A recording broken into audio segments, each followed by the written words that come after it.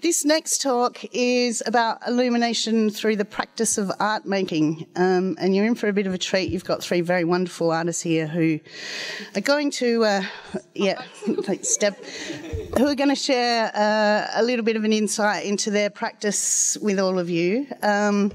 The point that we're looking at, I guess, is illumination, strangely enough. And illumination as in creativity and inspiration, and not so much where it comes from or what it is, because we could be here for hours discussing that, but more importantly, how we maintain it and how we keep it alive in our practices, and how do we draw on it, and can we trust it to be there when we need it. My name is Rachel Harris. I probably need to introduce the introducer. Some of you know me. I have the pleasure of sharing a studio space with Deb and Jess, and I made the graphics for your conference because I care. So just a little bit of background. Years ago, I found myself in one of those fortuitous places where I was in the exact right place at the exact right time, and I bumped into an old neighbour of mine, Lauren Simeone, who said, "You've got to come and check out our studio space. We need a new member, and you're perfect." And as a member, not just in general. But I went down, I met everybody, I checked out the space, and, 7 or so years later, they are so not getting rid of me.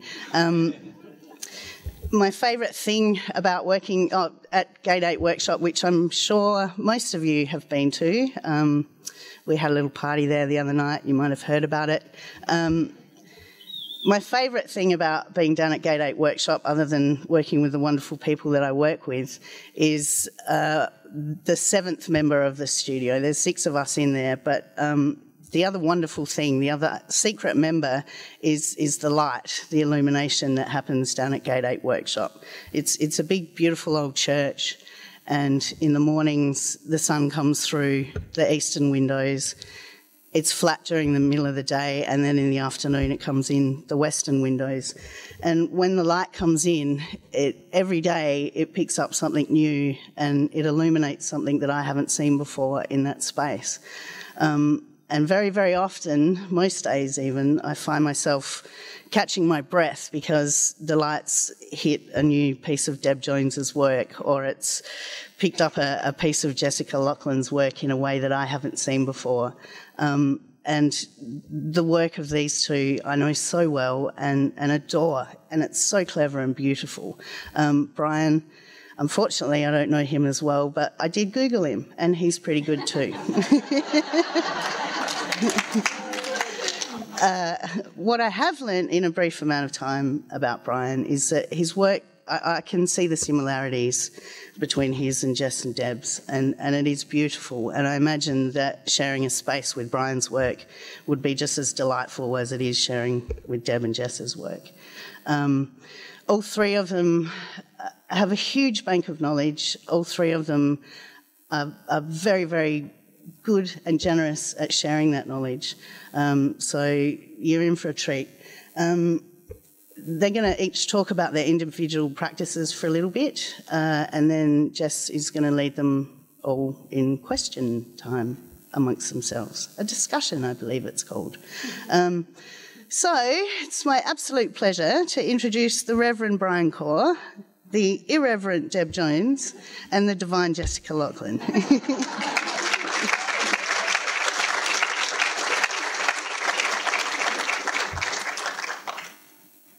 Thank you, Rach. I guess I want to say just again, thanks for the graphics, Rach.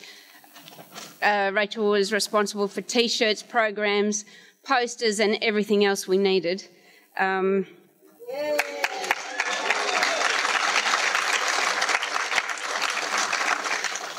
Once we had her in, we just didn't let her go. So pretty much she did a massive amount of work for a little bit of money that we threw her way, so beautiful. And I must say it's a very stylish conference because of that. And it's also appropriate that Rachel is here to introduce us, because the first couple of works I want to talk about are things that are pieces that Rachel and I did together one day in the studio when we were playing around. So you may recognise this scene from the opening party, or you may not, depending on how much you drunk at the time. But the work on the wall is by Remy, and it's work that Rachel bought for us for our altar area. It's red wine on carpet, and it's called Double Miracle. And we absolutely love it. And so one day I was at the workshop, and I was out in the laneway playing with my prisms, and I was trying to figure out how far I could get the light to come into the studio and how strong it would be, at what distance and at what stage did that break down so much that, you know, it might not be worthwhile. And we were thinking, Christine and I were thinking about this in terms of perhaps putting glass on the outsides of buildings and then bringing rainbows and whatnot into buildings, where that would make people sort of look around and think about the building that they were in. But I'm going to talk about that project later. In the meantime, of course, I managed to get some cute light into Rachel's room where she was trying to work, and there's bloody lights bouncing around on the wall. So, of course, she came out going, Jesus Christ, how do I get some work done? But she brought her camera with her, and so then we wasted, I don't know how much time. How much? Yeah, good 10 minutes. Trying a whole day. Firstly, we decided that we wanted to get a halo above Jesus' head, and so I was with prism and Rachel was with camera, and by the time we got this one, we were feeling pretty chuffed. So we kept mucking around, and yeah, sort of somewhere between a halo and a smoke ring. But anyway, so we pretty much stopped. We thought we'd better do some work. Once we got this image, we were totally proud of ourselves with this one, and so proud that we slipped it into the program for this conference. So it's famous now. I think what I want to mention that for is it's incredibly important where I work. It's incredibly important who I work with. It changes the work that I do. So that's one kind of inspirational fact of my life. Page 2. So when I was asked to think about what inspired me, I thought, shit, that's a hard question. I talked to my friend Blanche Tilden over there, and she said it's easy, just say, I just Google it. Funny. The reason it's hard for me is because I've been making stuff since I was a little kid. So my sister grabbed anything she could and read it, and I grabbed anything I could and I built something out of it. And that's kind of what I do and who I am. So in saying that, I thought, well, I've finished now, but that's 3 minutes. So I thought, okay, I'm going to try and think of a few scenarios that will describe times when I'm either inspired. I get inspired and excited kind of mixed up, but they're kind of the same thing as well, see. Sometimes I look at Christine, who I work with all the time, Christine Haleva, she might be on the beanbags outside, but she looks in my eyes and I'm having an idea, and she goes, uh-oh. And I just get so excited. So anyway, one area that's really surprising to me where I do get excited, and that's when you give me a bunch of parameters. Now, it's kind of surprising because we all go, geez, I wish I had more time, more money, more space, less on, I don't know, everything. But actually I've realised if you give me a bunch of parameters, like I turn into some sort of art-solving crazed thing. So this is a good example. We were asked to come up with an idea for a bike rack for the Botanic Gardens, and pretty much we went Botanic Gardens, bike rack, branch rack. And I think that some ideas, when they come so quickly, are so right, you haven't laboured over them, you haven't thought, is this smart or isn't this smart, or you just go, yep, that's what it's got to be. And then you go and pitch the idea and everyone there goes, yep, you're right, that's what it's got to be, and then we make it. And that's when it's fantastic, when it really works. And so our branch rack is now out the front of the Botanic Gardens, and we love it. And pretty much every time I go down North Terrace, Kristen and I check if anyone's parked at it or not parked at it, and it's kind of ours. So sticking to parameters, I also love making functional design wear. And the reason I love that is, again, I've got a list of things that I have to think about before I start designing. You know, what is its function going to be? Who's going to use it? What's a suitable material? What would be the best size for it? If I'm going to put it into production, how am I going to do that? You know, just sort of this list of questions that kind of get me, you know, just trying to solve this problem as best as I can. So this is, of course, the kink oil bottle that I designed. When I say I designed, it's a bit funny. Like, there was a whole bunch of people around me that had a lot to do with it. Like, I've never made one. I said to Tom Moore, here's an idea. We needed a present for Sue Lorraine. She was leaving the metal studio. I drew it up, and Tom made it. It looked just like the drawing. And so we gave it to her as a present. I forgot about it. She liked it. A year later, we were trying to come up with some product. I'd forgotten about the kink oil bottle. Christine said, you know that thing we gave to Sue for a present? I think that's really good. We should make them. And I went, oh, if you think so, okay. And Jam Factory are still making them. And there'd be a lot of associates in this room who've made a lot of them. And I hope you don't hate me for that. But thank you very much for continuing on with the kink oil bottle. And I'm glad it's still selling well. And of course, if you don't have one, they're available in the shop. It's kind of similar what I'm going to talk about now, but it's a bit different. And it's like, I liken it to running in a relay. Well, I don't run, but if someone's got a great idea and they're running, and then they pass the baton to you and you keep running with it. And that's kind of how some of the work I'm doing lately with architects seems to happen.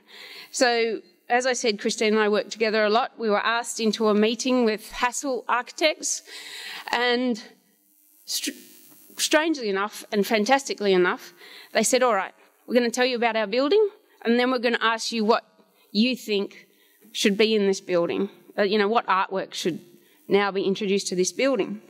So they talked to us for ages, but a couple of the main things we were excited by was the building was to have a glass skin completely, and secondly, it was to have large voids throughout the building, and they were to allow sort of access to all levels.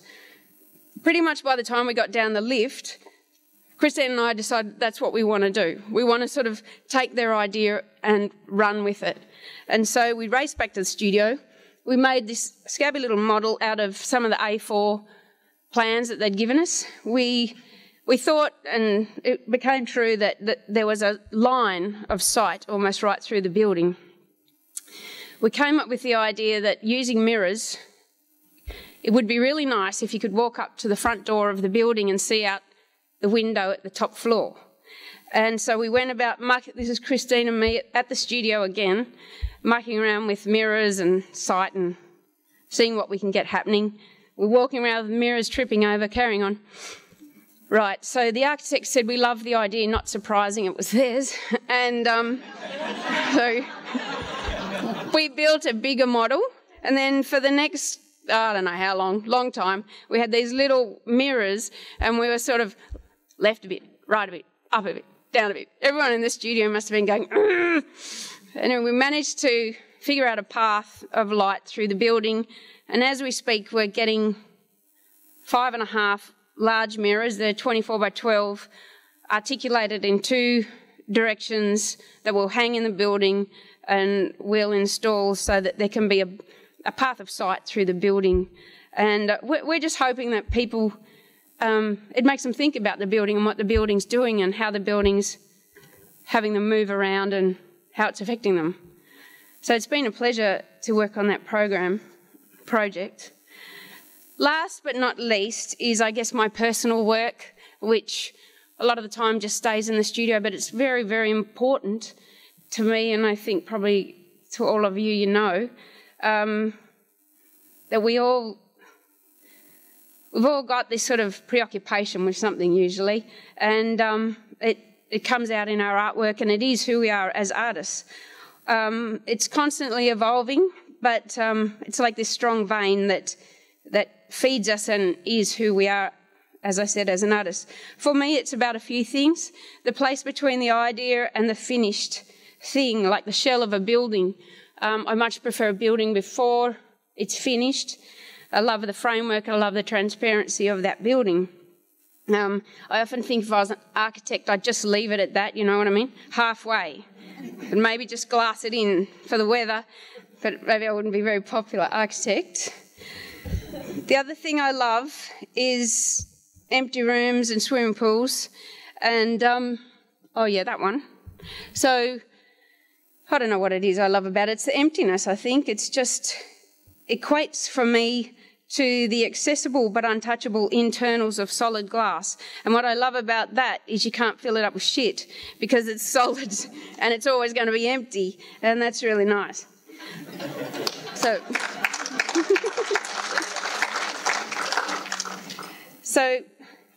it's very important for me to make these experiments. It's not important for me to see, for anyone to see them. My studio mates probably see them most, but sometimes I put them in a show like next door. And then in turn it comes around to a big circle where I find myself talking with other artists. And I just lastly want to tell you about a quick project I work with photographer Danny McLean. She's a photographer from down at Port Adelaide. So there's a massive amount of empty, beautiful, huge warehouses down there. We had access to them. We were able to go in and take photography, and you know, it was just a fantastic opportunity because these buildings have been boarded up for years. And so our idea was then to take those photographs and of the internal and hang them on the external of the building. And so here's an example of one that we did down at Shed 26 down at Port Adelaide. And it's what I love about it, it's just confusing that inside-outside space, and it's just a fun thing to drive past. Okay, thanks.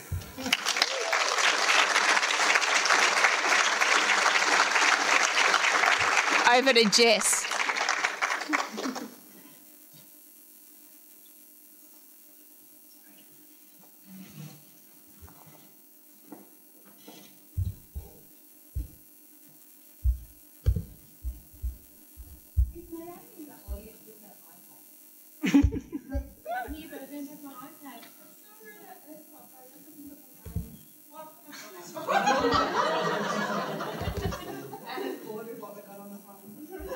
That's the one, isn't it, Jess?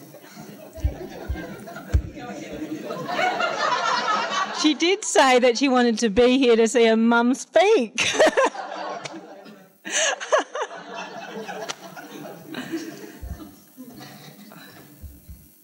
Oh, just hold on a moment. Oh, that's right. Okay. Thank you, Deb. That was amazing. And my work is, I think my work and my practice is very different, and that's what makes such a dynamic space to work in alongside Deb Jones, that I've probably been working alongside for not 20 years, let's say 17, 18, 17. So the aim of my work is actually not an idea at all.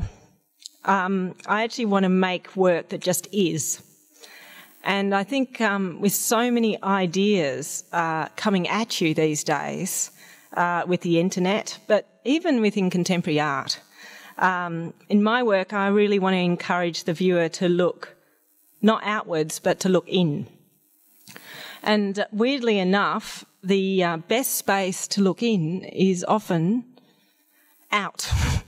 Out when you're in a really big space, and that's what I find. So for me, looking at distance is something I've been completely preoccupied with the whole time I've been making art. And in fact, probably even as a kid as well, I remember the first time really distinctly going to Outback on a bus, in a school group, on a bus from Melbourne, going to Cooperpedy and seeing what I thought was nothing for the first time. I was definitely the only kid desperate to get to the window and take lots of photos of that. But I think it's looking at this distance, I feel, a really concentrated stillness, and and images well up within. So the further we're out there, the further we go into our own minds. And when I was kind of putting this talk together, this is a little bit about wanting to kind of talk about what the process is behind making work and making artwork. And being out in this landscape is a very important process to me making my work, but also is a topic of it. And being out in this minimal landscape, all the elements are stripped back, and it's just light that becomes landscape. And I'm left looking at space. And it's really the space between where I am, between here and over there. And that space over there is a space we can never reach because we can only ever see it from a distance. So, you know, walking out, for example, on Lake Gairdner, you see something that might look like a ship in the distance, and once you get to it, it's only a stick. You can't actually ever be in that distance. And so is this space a real space, or is it an imaginary space? And so with quite a bit of my work, I'm very interested in the interpretation of place and interpretation of space, rather than the actual geography itself. I'm also interested in how a place is imagined before you get to a place. So, for example, Lake Eyre or Katatadanda, I'm sure I'll be corrected on that. We have an image of our mind right now what that place is. But when you actually get there, it's quite different. It's a long drive. It's arduous. It's windy. There's flies. It's not that idyllic kind of image of Lake Eyre that we might have in our minds. But I'm interested in that idyllic image. I'm interested in I'm going out to find something that I've already preconceived in a lot of ways of what it is. And I think that comes back to also culture and the culture of us as Australians, how we've taken places and we go through a process of changing them into our own culture. So they're not really fully reflecting the actual geography themselves anymore, their complete experience. So I'm looking for a particular moment, a moment of transcendence, the large space to take over. And it's the experience of that space that I've remembered that I take back. So this piece here, which is in the Translucent Shadows piece that I actually made back in 2011, maybe even 2010, it's questions like, what are we seeing? The surface is really blurry.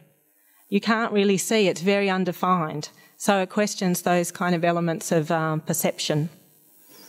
But then again, what really drives me to make is, with all my work, and that's something almost we asked these guys about, is what drives you to make? And for me, actually, what drives me to make is wanting to make something that gives me a sense of calm and peace and puts me in that space, which is a headspace of inspiration.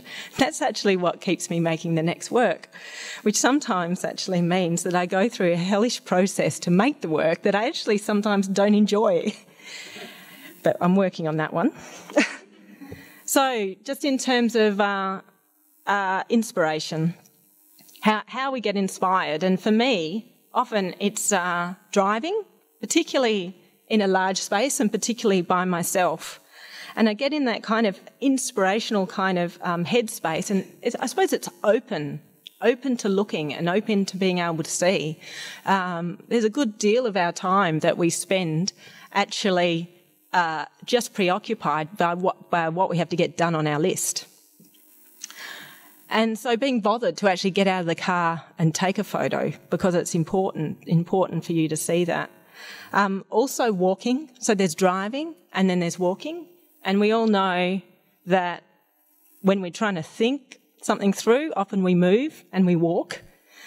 And one day I was so deep in thought, which can happen, and get super focused on very small details, that I was thinking so deeply, I walked right out of the Blue Pony studio, which had big roller doors, and halfway down the street before I realised I really should be back in the studio because no one else is there. So that kind of process of actually a monotonous process where the body is actually active in some way, that then releases the mind to be able to let ideas come, not to think, to let ideas come. And the process of grinding I find really useful in terms of inspiration. It's almost like a meditation. There's no anxiety of having to achieve a decision because you're actually doing a task. And that anxiety of sometimes achieving a decision, for me, can, and this is going to be interesting in our discussion with Deb, I was thinking sometimes how many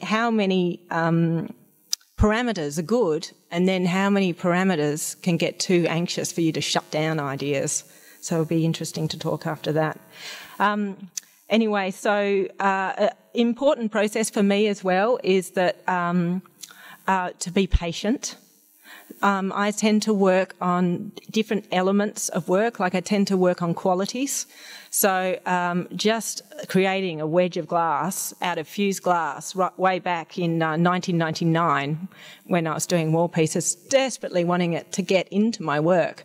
But there was no form, like it was too heavy on the wall, or the forms I was making in the moment. There was no vessel for it to be able to work. And this piece is from 2011. And so it's entrusting that that experimentation that you do will come out in your work at some time.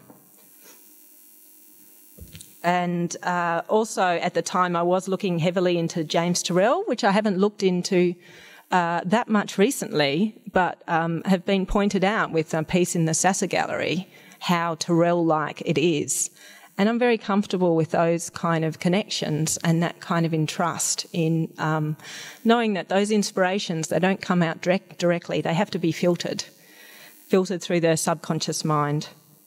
And Lloyd Rees, inspirations for the idea of the fade, representing atmosphere. So these are some of the vessels that, when I made these forms, didn't realise that I could do the fade back into those vessels that I was doing back in 1999.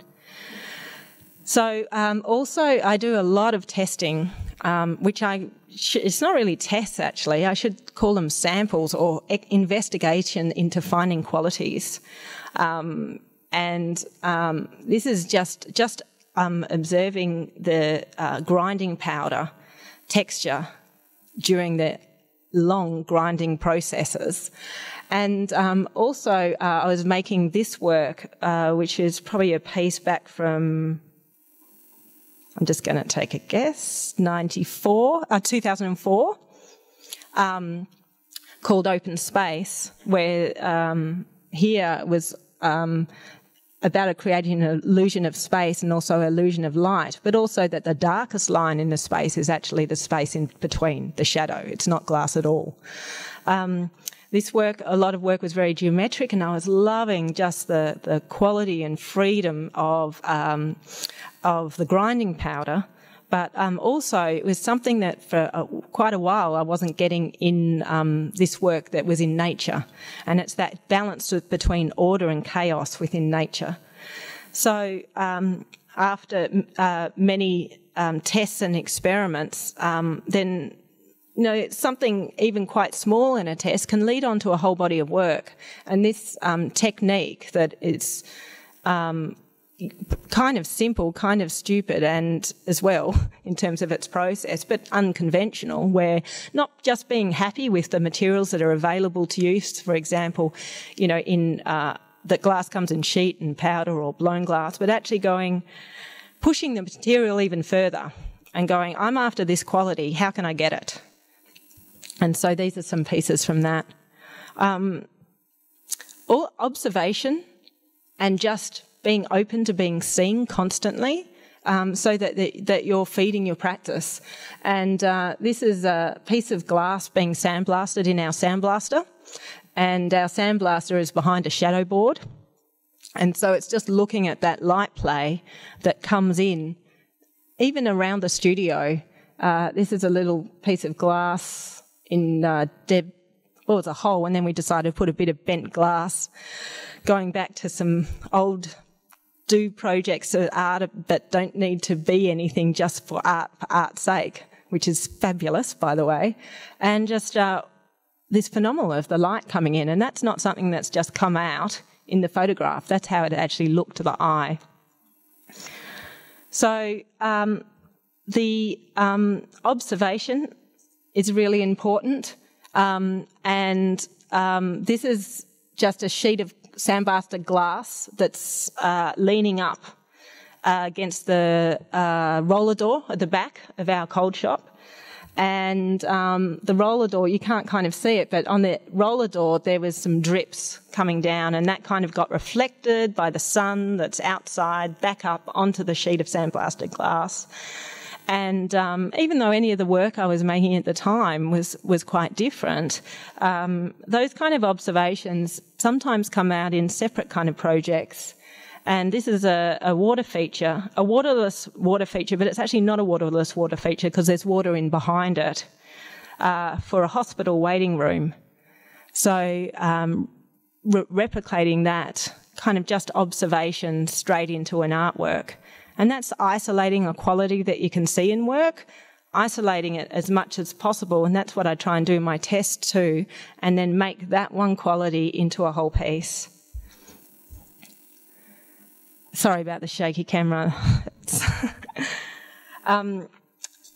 And making connections then in that headspace, just, I mean, this is not profound at all, but I was working with the opaline glass, and there was something I loved so much about the opaline glass, and then just seeing the way that this colour of, not really a sunset, but colour in the sky does the same kind of blue and the same kind of orange at the same time, and then relating that to transmission and reflection of light. And just to finish off as well, space is extremely important to me, our environment, our surroundings. And where I work in the studio is where I spend most of the time. And it's also the most important time for inspiration as well to happen. So creating the space to be able to work has been a number one priority in my life. And I see, I reckon it could be even driven home more, especially to students, how important creating that space is, rather than having a house, 2 cars, a holiday every so-and-so years, and all the other kind of normal pressures of our society that tells us this is what we need in our lives. So hence buying a studio first before buying a house. And as Deb said, since I still don't have a house, probably not kind of stupid as well, but I still think more enriching and more important. Good. And also important to making work is equipment, and not just having equipment, but even creating equipment to be able to make your process. And this is to do with space and culture as well. And lastly, people, and I've realised more and more how important people for inspiration, for support, technical knowledge, and also belief in me has been extremely important to actually enable me to make my work. So that's it for me. Now, Brian's going to speak.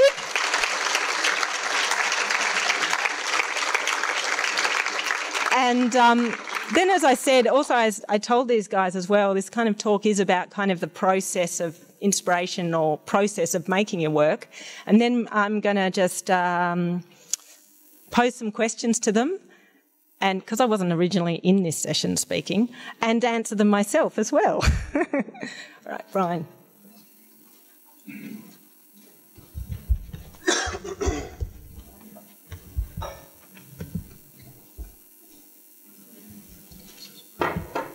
Yeah, sure.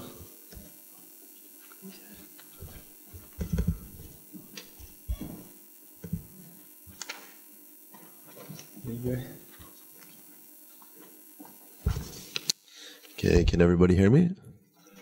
Yeah? Yeah? Okay.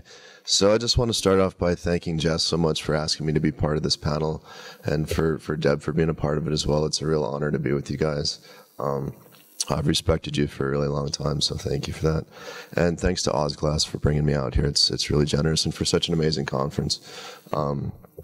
Getting to spend time with so many remarkable people is really special, so thank you guys. So today I'm going to talk a little bit about, I'm going to use 7 works that I've made over the course of the last 10 years to discuss the different ways that I approach making and coming up with new ideas. And it's really going to probably demystify a little bit of that that creative process for you that I use. So for me, just as Jess was saying, having a studio is so critical to my practice. It kind of goes without saying. So, and I also typically make work that, my studio spaces are usually so small that they can't accommodate the size of work I make. So I wind up with these really, really tight spaces. And it's actually really important because for me, I've had to come up with some pretty creative storage solutions. And in doing that, I've actually developed new bodies of work. So part of that for me is just being surrounded by my work every day. And part of it is actively looking at the work and what it does in that space, what it does with light every day.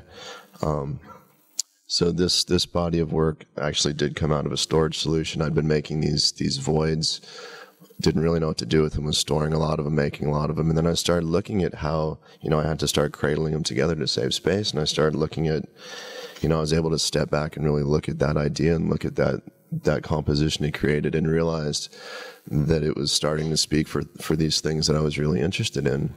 And it could kind of stand in as a really powerful idea, even though I hadn't set out necessarily to make that in the very beginning.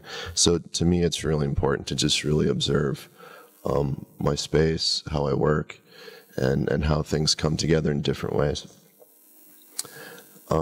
Now, there are a number of things that are kind of closely related, and Jess touched on a few of them. But for me, mindfulness and meditation are really important. And then I'll talk about the second idea down there in just a second. So I've been making that work, and I had about 3 months until I needed to make my final body of work for my master's exhibition. And I really didn't know what I was going to present, and it was starting to kind of stress me out. And so I'd been doing all this meditating. And as I was doing it, I was doing this style where you kind of just watch the breath and watch how you breathe in and out. And I like to do these little thought experiments where I think about, if this thing that doesn't have substance, like, if my soul had a form, or if my breath had a form, what would that form be? And as I was doing this breathing in and out and watching it, I started thinking about all these voids I've been making and how that could actually be the vehicle to describe this kind of inhalation and exhalation, and also thinking about the way that this could come together as a composition and speak for a whole range of different things beyond just that meditation. And here's where it's really important for me, especially when I have something pending like a show or a deadline, but more and more as I mature as an artist, just trying to keep my ideas in the front of my mind and really having them always present, and then kind of using that as I travel around the world and sort of cross-referencing everything that I see and everything that I think about, and how can that plug into this idea that I'm trying to solve. And that's typically a really, really slow process. And going back a step, the reason I chose to talk about my ideas in this way is because typically when I isolated one work and thinking about this talk, the story behind one work is pretty rare that it's actually really remarkable, and it's good storytelling. So my work is much more a really slow, gradual progression with one idea really building directly off of the other. And so that's really what I'm trying to illustrate here. And then this gets more into the idea of mindfulness in general, and that concept of bed, bath, and bed, bath, and bus. And that's really similar to Jess's thing, I think, of walking and driving. It's these kind of activities that are quite mundane, and some part of your either your body or your mind is really is actively engaged, and the rest of your mind is actually then quite free, and it's a quite liberating state to be in, where again, if I'm really mindful, I can come up with these really interesting solutions that I've been searching for weeks or months. But then as soon as I kind of participate in that activity that occupies part of me, or I just wear myself down, I'm able to have these small breakthroughs. So you know, and when I developed this body of work, I just installed a show at the collection at Wagga. I was sitting there eating breakfast. I was totally exhausted, but I had also this sense of, a lot of times during a show, I get this sense of, I guess, creative confidence and really believing in the ideas that I have, and it gives me a little bit more freedom to be more aggressive with those ideas. So I thought, you know, I was looking at how I could actually start making work that I could sell more, and work that I could put on a wall that behaved more like a three-dimensional painting. And I just, you know, was sitting there eating breakfast and realized, look, I can put these things together. I can build this Damien Hirst sort of box around it, and, you know, and I can actually make this really beautiful, powerful, suspended image that way.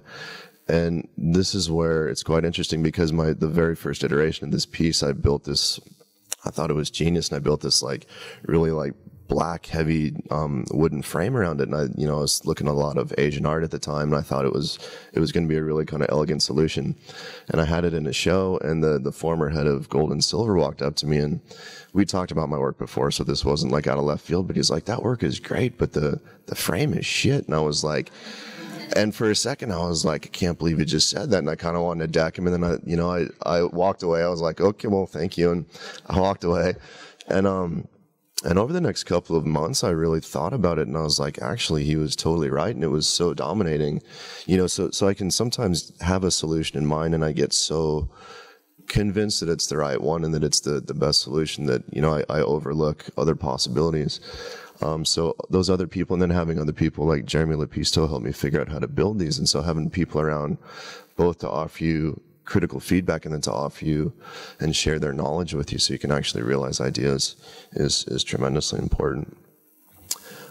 So this work came about, so I'd been wanting to build these constructions and couldn't really quite figure out how to put it together, and I was going to use the positives to glue inside. And so for, again, like months, I'd really been kind of turning it over in my head.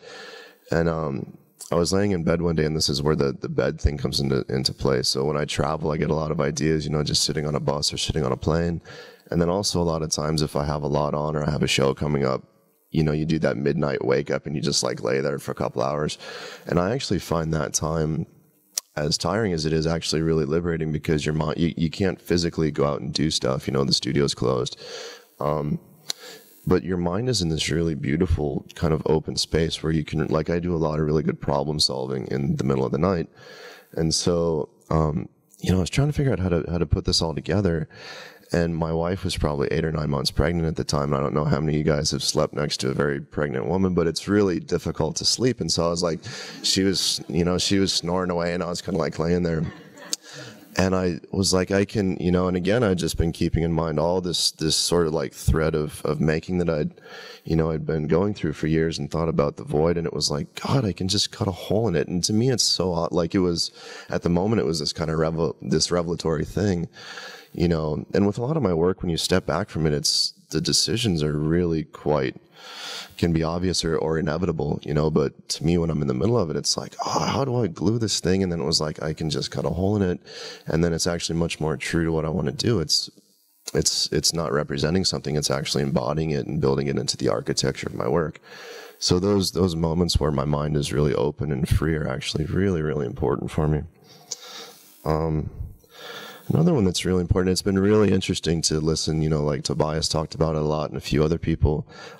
Making is thinking is a really, really important thing for me. So having my hands on the material and you know, a lot of my processes, maybe like Jess's, are quite mundane and pretty tedious and take a really long time.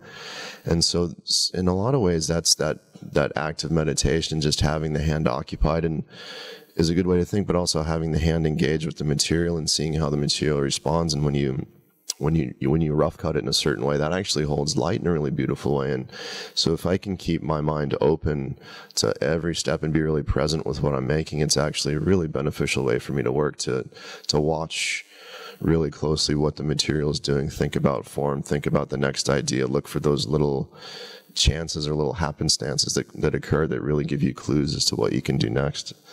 That's really important for me as well. Okay.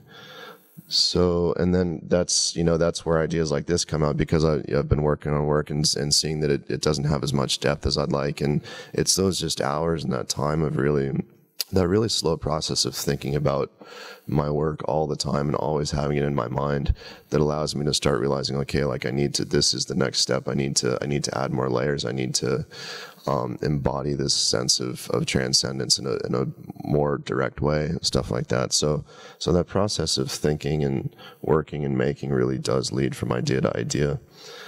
For me, I'm in school again, and so I kind of have to do a lot of research and writing, but that's actually something that I tend to do quite a bit in my own practice anyways, and it's really super important for me.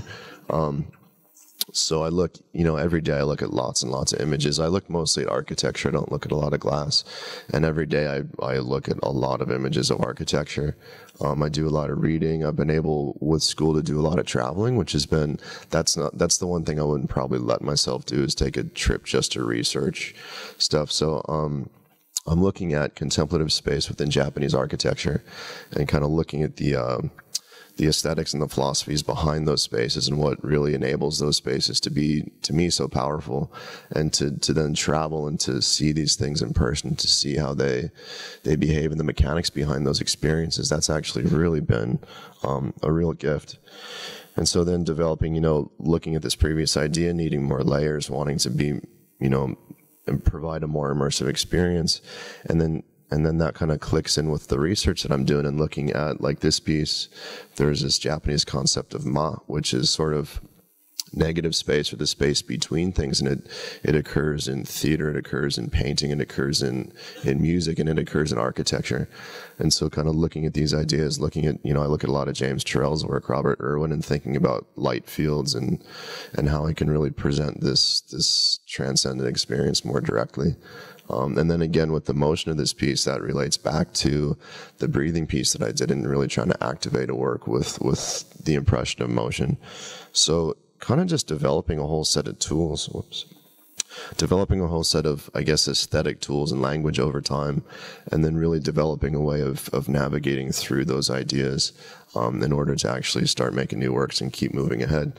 I also do a lot of 3D modeling, which is for me a really great tool. I'm not really a very good drafts person, and the work that I make is quite, unless it's just like a circle and a square, it's actually quite difficult for me to draw, and I don't have the skills so much to do that. So 3D modeling, I use SketchUp, which is a pretty basic program, and for me it's a really good way to be able to create a form in a form on the computer, and actually be able to move around it in space and see what it would be like in the real world.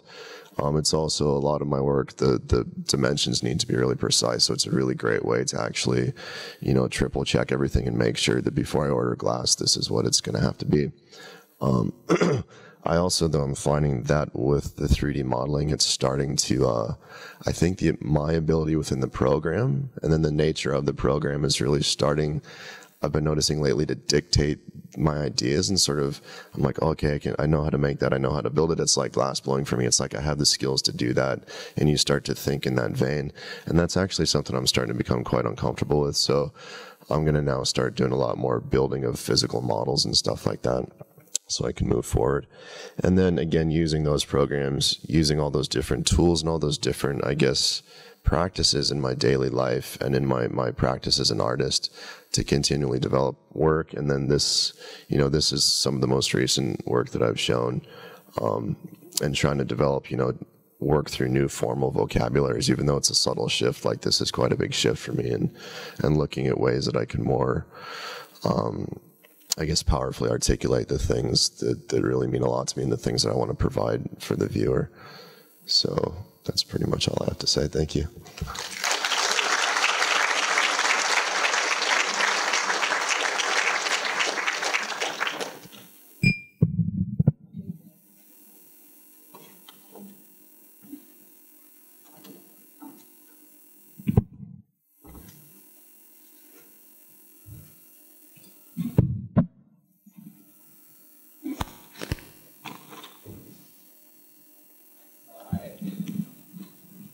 whole point of having this discussion here was trying to convince the people to speak in the first place. Anyway, I convinced Deb is that, okay, we'll just sit up and chat. We're doing the talk, but the talks have been so good that we only have a little bit of time left.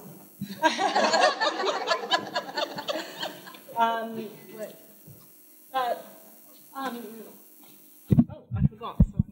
I've been telling everyone else all. Okay. So, I've just got a couple of questions, and it's about making, but also about the material of glass. And one thing is the relationship to the material and making with your hands important to your creative process? Or could you get your work fabricated? And I think we've got, we have quite a few different approaches to how we do our work here between the three of us. And one thing for me is that I've really come to realise that glass is very much my language. And so the development and the relationship to that for myself is something that I really need that hands-on experience with. Because the more I understand technique and the more I become more proficient in it, the wider my vocab is for being able to express my ideas through the glass. But I know, Deb, you actually both work with glass and somehow straddle being able to work with glass in the first place because it is a really difficult medium, with other projects and getting work fabricated. Do you want to speak to that a little? Yeah. Is this working? Yeah. I guess the answer for me to that is both. Like, I do both, and I feel like I have to do both. I love making, and I love making anything. Like, I'll build a veranda and be just as happy as if I'm making artwork, just as happy as, as long as I'm doing something and making. But I guess my practice has gone in a direction where I am less precious about I don't know whether I'm less precious about whether I make it, or if I let other people in, then I can make a lot more. And so I was sort of working in a conceptual art arena before I came to glass, and then I did a year at ANU in the glass studio, and then I came to the Jam Factory and dedicated 2 years to glass blowing. And the main reason for that was to skill up in glass fast. And it did. It really worked. Every day in, day out. And I'd make anyone's work. If they were bored, if they were tired, I'd make it. And it's a good way to go. And just working with glass all the time to try and, be able to use the material. Mm. Then, of course, what happens after that is I had an affinity with the material, which was something I hadn't experienced before. So when I went back to use other materials, I came at them differently than what I had before. I'd spent, years dedicated to glass. Mm. And so now I try and be very considerate of the material I'm using in the same way that I got into a relationship with glass. So even though I'm not using glass all the time anymore, I think it's been really helpful for me to hand over to a material and get to know a material. Does that make sense? Yeah, absolutely. Because it is insane, like in terms of the material and the technique and how long it can take to develop processes. Mm-hmm. And I'm interested in some ways the positives and maybe also the negatives in glass and the arduousness of it itself. But also, Brian, as well, just in terms of fabrication, Brian didn't show his skill, insanely amazing skill as a glassblower in any of his slides, and you work as a glassblower. In terms of designing your practice and your life, you actually work as a glassblower and actually involved in fabricating other people's work as well as doing your work. So I'm interested in that relationship with glass with you. Yeah, so my training as a glassblower has been critical to my work. It's work ethic first of all, but then I think really developing that connection between my mind, my eye, and my hand has been really critical. And then as a glass blower, trying to, I work in a really formal kind of a language, and so trying to then apply that to my own work and really embody the work that I make with this sense of beauty and sense of grace is a direct crossover from glass blowing. Kind of back to the original question would be, and becoming much more comfortable outsourcing work all the time. And if it would allow me to make bigger, better work, I would do it really comfortably, because I think it's part of my professional upbringing that I've made work for other people or helped other artists make their work for such a long time. I don't have any of those kind of inhibitions about everything has to be done by me. But again, going back to the fact that having my hands on the material is a really important learning tool for me. So I don't think I could ever give up all of that connection, that maintaining some degree of the connection would be really important. Do you think a piece actually feels different? Does it have a different quality when it's made by the original artist's hands or made by you? I mean, I'm thinking as well, like even Deb, with your pieces in the jam at the moment, they don't have that fabricated feel about them at all. They feel that they're made by the instigator of the person with the idea, because you can almost see that inherent making in the piece. And I remember once, probably when I was in tears over some work that I was trying to get done, and you said to me, Jess, the making of the work shows in the work. Like it's inherent in the work, that process or that hand that's actually made it. I think from my experience, it depends on the work. And for your work, a lot of it is important. For my little pieces, it's important that I'm making it because I'm thinking and making and thinking and making. And you can't ask someone to do that for you. But like, for example, with the mirrors that we're fabricating for the building down south, I can't fabricate them. And someone else can fabricate them beautifully, and it's not important that I make them at all anyway. So it depends on what the work is as to whether it's important who's made the piece. Well, and for me, I suppose I try and remove any real trace of my own hand anyway, so it's not, like my work isn't really, it's an expression of myself, but not in a really sort of ego-driven kind of way, and so I don't really have a big problem. I can feel the difference, but I don't think anybody else can if I haven't worked on it. And I think it's who you choose to help you with your work, their skills, their sympathy to your idea, and how you communicate that. And again, that's something I've learned through making other people's work in the hot shop. But I think if you work with and I've been able to work with some really exceptional makers, and they do more or less 90% of, I'm a total perfectionist, but they get pretty close. So, yeah. And maybe that also as well, that then the people you're working with are like your tools and your collaborators, that you have to develop and build up relationships too.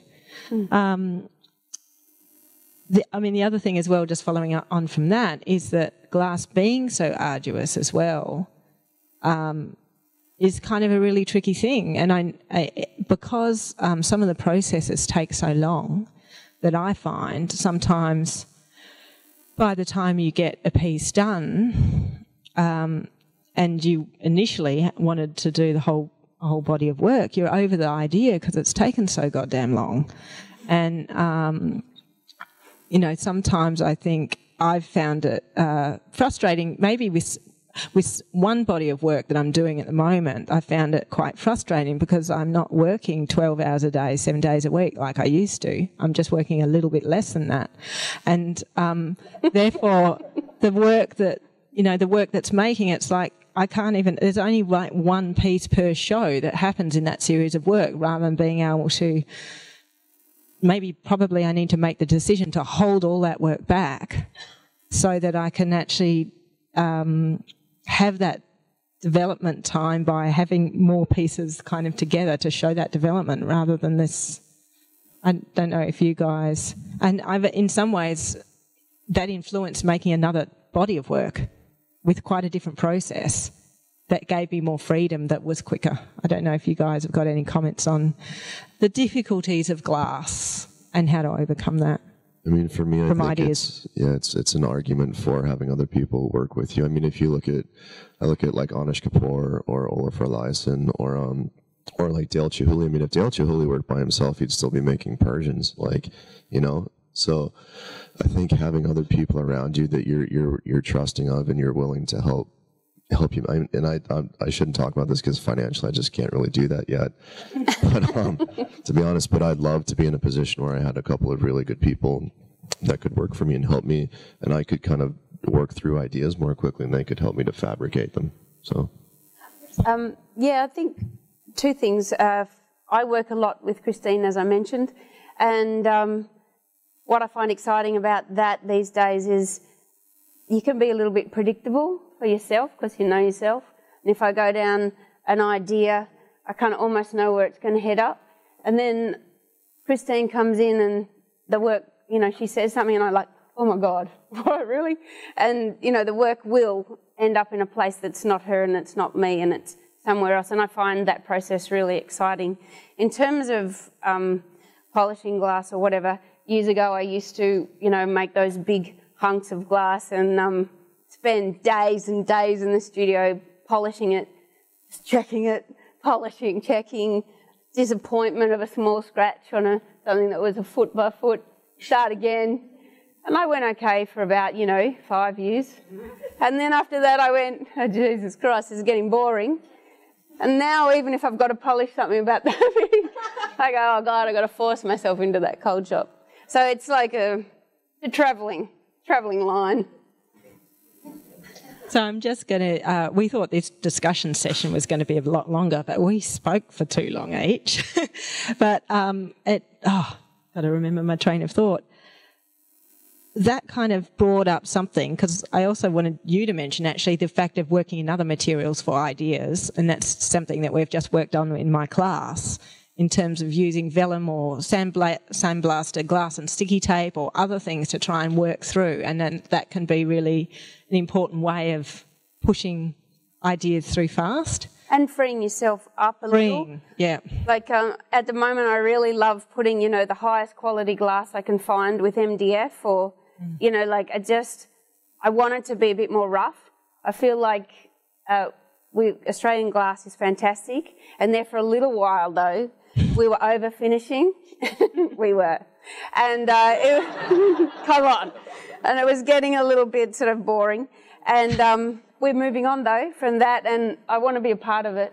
I kind of want us to move into a little bit more ideas, be a bit rough and be a bit bold. And when we were talking about this yesterday, we were talking about Lubinsky and Brektikova, and when Brektikova got sick one time, apparently Lubinsky took over the mould making, and I think he was rougher than she was. And from then the work got more exciting for me. It had a life, and it wasn't completely finished, like to the nth degree, and it became much more alive, and that was exciting. So that's a good news for not over finishing.